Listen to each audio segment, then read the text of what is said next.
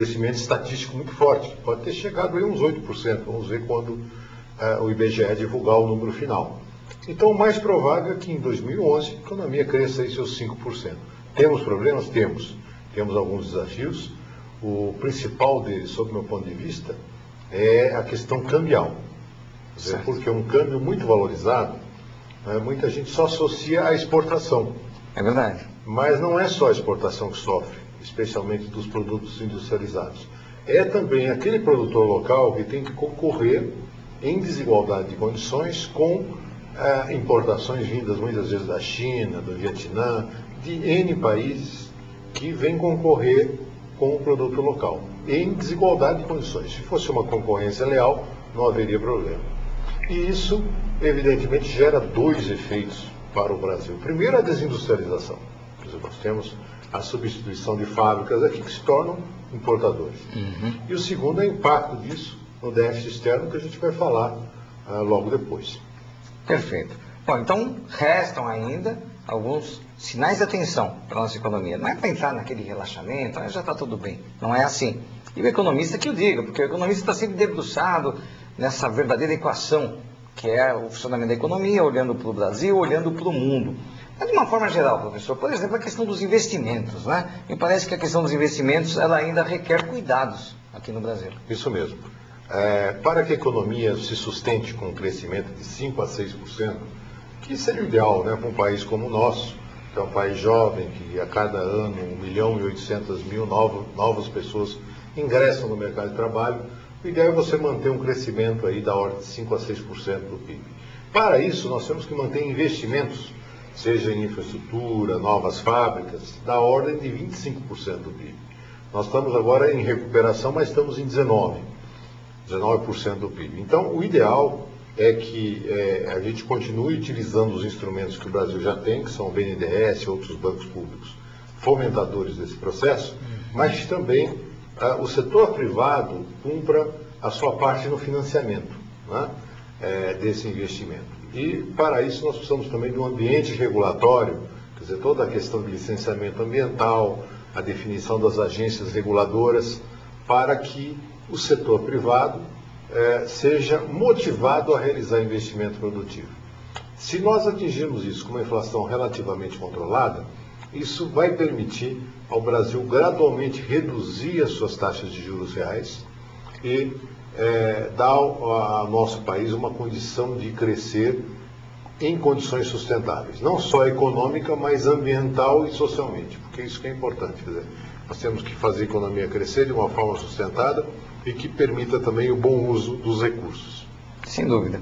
Bom, fala-se muito hoje no estilo da presidente Dilma.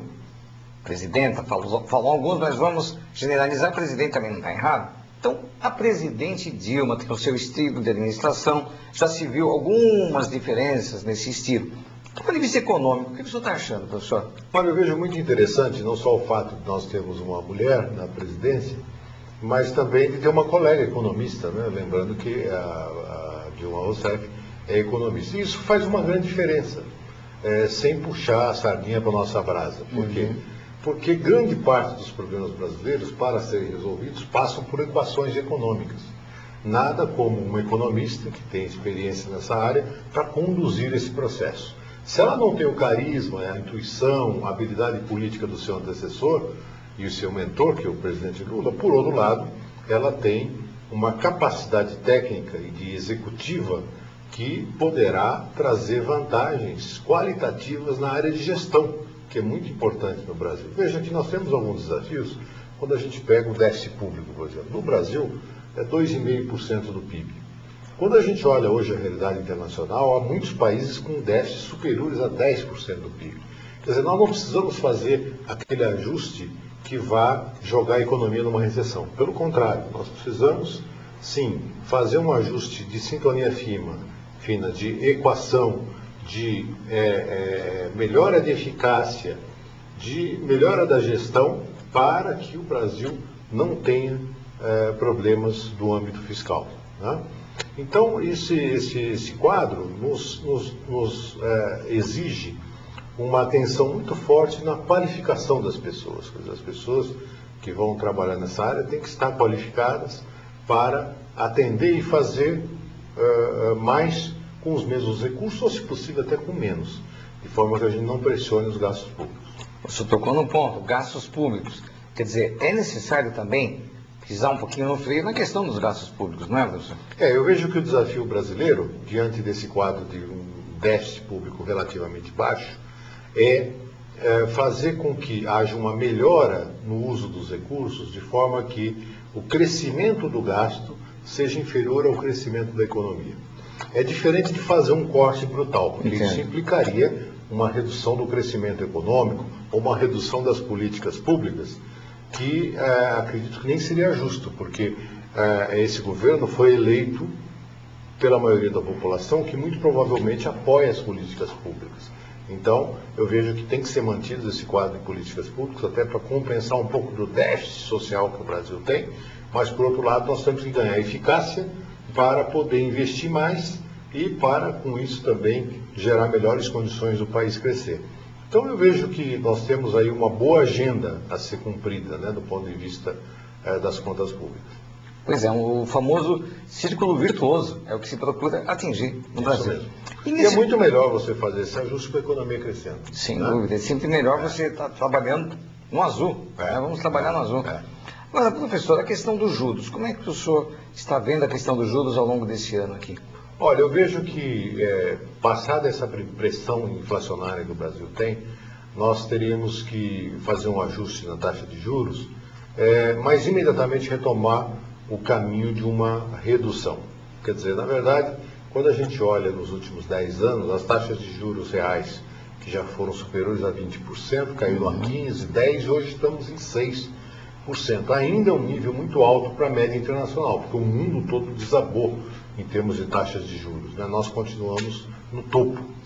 Então, nós precisamos aperfeiçoar o nosso sistema de metas de inflação, diminuir a indexação da economia, para abrir espaço para, junto com os outros ajustes que nós já comentamos aqui, de gastos públicos, de financiamento de longo prazo, reduzir basicamente a taxa de juros real. Eu acho que nós teríamos algumas vantagens com essa taxa de juros real menor. Primeiro, que diminuiria a pressão de valorização do real, que é um dos problemas sérios que nós temos hoje. Segundo, que diminuiria a pressão sobre os gastos públicos. Hoje, o financiamento da dívida custa 190 bilhões de reais ao ano devido a esses juros. E o terceiro, que estimularíamos o crescimento do investimento produtivo, que é o que interessa para a economia brasileira. Como o senhor disse há pouco, a questão da desindustrialização preocupa muito, né? Sim. As indústrias nossas, o Brasil está perdendo espaço na área industrial. Wagner, inclusive uma visão equivocada de parte da mídia, que diz o seguinte: as empresas se adaptam a esse câmbio valorizado. De fato, elas se adaptam. A adaptação que muitas vezes a empresa faz é desativar uma linha de produção no Brasil e passar a comprar de um concorrente externo. A pergunta é se isso interessa ao povo brasileiro e ao país. Eu creio que não, porque, evidentemente, essa coisa da importação desenfreada, ela é a mesma coisa que uma festa paga com cartão de crédito. A hora que você está lá gastando, usufruindo, é muito bom. Quando vem a conta, é muito complicado. Então, no curto prazo, é muito gostoso ir no supermercado, comprar vinho a preços baratos, vinhos importados, poder viajar para o exterior a um preço muito baixo. Só que essa história não acaba bem, né? A história brasileira já mostrou várias vezes que você tem um déficit externo muito elevado, às vezes muda o quadro internacional e você tem que evitar esse processo. Então é muito melhor fazer a correção antes, né? Para que você não tenha problemas à frente. O Brasil já pagou um preço muito alto no passado por ostentar uma taxa de juros fictícia, que nós sabíamos que o real estava sobrevalorizado. Só acho que hoje a gente corre esse risco, é hora do governo interferir um pouco mais nessa questão do câmbio. Olha, hoje, evidentemente, a situação é muito mais confortável, porque nós estamos com quase 300 bilhões de dólares de reservas. É uma situação muito confortável que não deixa o país quebrar no curto prazo.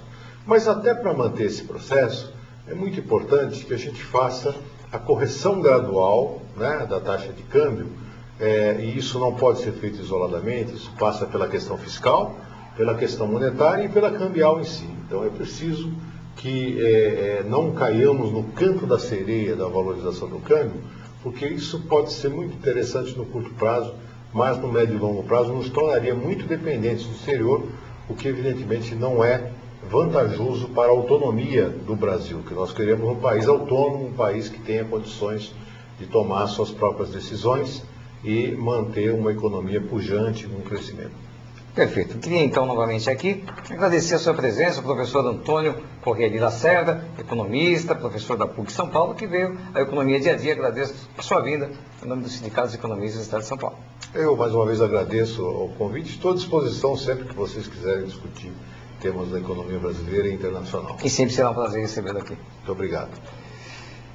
Bom, e é tudo por hoje. Espero que vocês tenham gostado de mais um Economia Dia a Dia, programa do Sindicato dos Economistas no Estado de São Paulo. Mas a gente volta na próxima terça-feira, às 10h30 da noite, aqui na sua TV aberta São Paulo. Tenham todos um excelente final de noite, uma semana maravilhosa, repleta de realizações, e até lá.